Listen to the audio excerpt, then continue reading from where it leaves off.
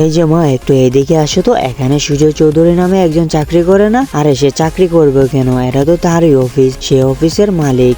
এটা বলতেই তার বাবার একটা কথা মনে পড়ে যায়, কারণ সে তার ছেলে সুজয়কে অনেক অপমান করে বাড়ি থেকে বের করে দিয়েছিল।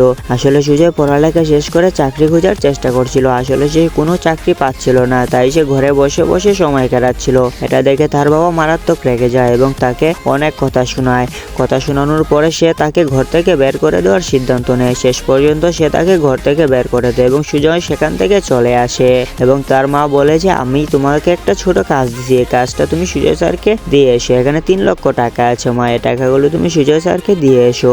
আর এতগুলো টাকা আন্টি আমি একা কিভাবে দেবো, আপনারা আসেননি, ভিতরে গিয়ে দিয়ে আসেন। আসলে আমাদের 15 মিনিট পরে ট্রেন আছে, তো তাই আমরা চলে যাব। তখন মেয়েটা সুজয় স্যারের অফিসে গেল, গিয়ে টাকাগুলো দিল। টাকাগুলো দেখে সুজয় বলল, এতগুলো টাকা তুমি কোথা থেকে পেয়েছো? তখন মেয়েটা বলল, হরিশ নামে একটা লোক এই টাকাগুলো আপনাকে দিতে বললো। আরে কি বলো, হরিশ তো আমার বাবা ছিলেন, তুমি এতগুলো টাকা নিয়ে এলে আর আমার বাবাকে ভেতরে আসতে বললেন না? আরে স্যার, আমি তাদেরকে বলেছি ভেতরে আসার কথা, কিন্তু তারা বললো তাদের 15 মিনিট পরে ট্রেন আছে, তাই তারা চলে গেল। এটা ভালো লাগলে লাইক করে চ্যানেলটা সাবস্ক্রাইব করে দিয়ে যাবে। বন্ধুরা, আল্লাহর এই সুন্দর নামটার জন্য লাইক, কমেন্ট, সাবস্ক্রাইব করবেন।